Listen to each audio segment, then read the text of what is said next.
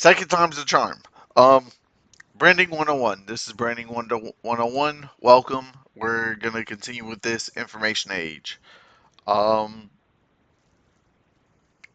your target audience. Yay! Target audience is the people you're trying to provide your product or solution service for. So, of course, everybody, let's say, has dirty floors every now and again. Your target audience currently is the people who currently have dirty floors. So whatever product or service you are providing, you're trying to help them solve that solution. That's your target audience. Now, your buyer's persona in dang, I really didn't go through my notes with this. It doesn't matter. It doesn't matter. You already know I was using the same slides anyway. All right, so your buyer's persona is people who currently have that problem, right? Let's say it's most likely, and I'm sorry I gotta stigmatize here, but I started with dirty floors. Currently, I need to vacuum my room. All right, it's whatever. Let's say there's a stay-at-home mom, right? She has dirty floors. She has kids that's all over the place. You provide a vacuum cleaning service or a vacuum that's a product. She's the buyer's persona. Let's say, she's lived her 20s, she's got her college degree, but she's relying on her man for, income in the house. So she chooses to stay at home, look after the kids. That way she could go ahead and, do what she needs to do. So she's going on TikTok, scrolling and everything, and then, hey, you have the product or service that is immediately going to provide her a solution.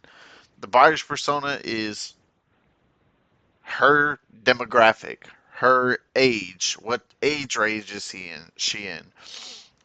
One, she's a stay-at-home mom. Two, she lives in this area. That's kind of like how specific you would need to be if you end up doing ads. But because of social media and how more condensed that is, you want to give an idea of who you're selling towards predominantly.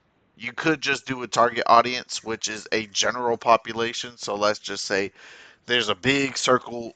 There's a big circle here. That's the target audience. The buyer's persona then closes into that circle. The buyer's persona is the people that you're targeting that are very highly likely to buy your product and or service. Now, you want to have an engaging bio. That way, when they or have clicked or engaged with your social media profile, it's clear, short.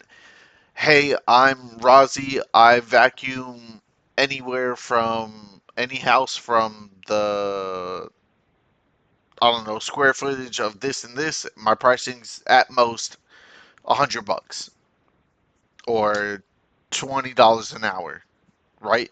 So not only do they know what you're doing, what service you provide, and what cost it may catch them in. You're the hand that brings people in. Point blank. Period. You're trying to solve somebody's problem if that hasn't been clear throughout this information age, or at least providing value for them to get towards a solution. Preferably, you would want to be both.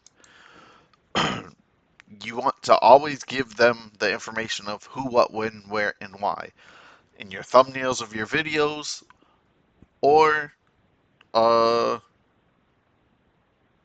well, in general, when they engage with your platform. So let's say for Instagram, for stories, you want that to be the bookmark of your informational content. That way, anybody who engages in it, if you're providing information valued, like, hey, this certain chemical ends up cleaning your floors faster, and it's eco and bio-friendly, this, that, and the third. You want that in your stories because it's always going to be there and displayed.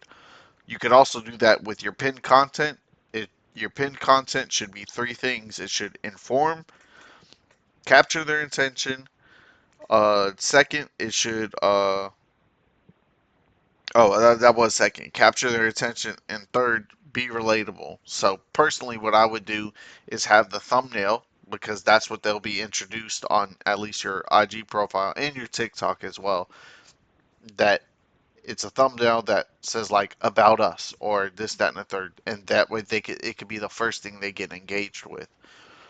The other thing should be like probably something that gives contrast, a clean floor and dirty floor on the second pinned video. That way they see the results. Okay, cool. So what are these things displaying to help me get to the desired result? And the all of the videos in general should be relatable because it's getting to the common goal of having a clean house, right? Um, that's that for crafting yourself. Share what you're learning. Share what you're becoming an expert on. That's providing value in any of the videos. It's still part of branding yourself. It's like you're going along the journey with this person, even though you already have a solution or problem.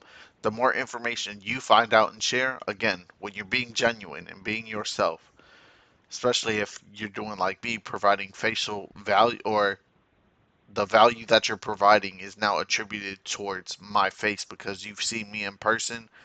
It's building that trust, that digital social profile to where if I see you in person, like we're kind of buds. Like you know me, I know you, even though we don't know each other. You kind of know more of me because I've exposed some of myself more to you, and within this niche product service realm, you trust me more upon what I'm saying and the information that I am giving to you because you have also benefited from it as well. That's the truth towards it all. Yeah, and I think the next video is the bonus. See you in the bonus content.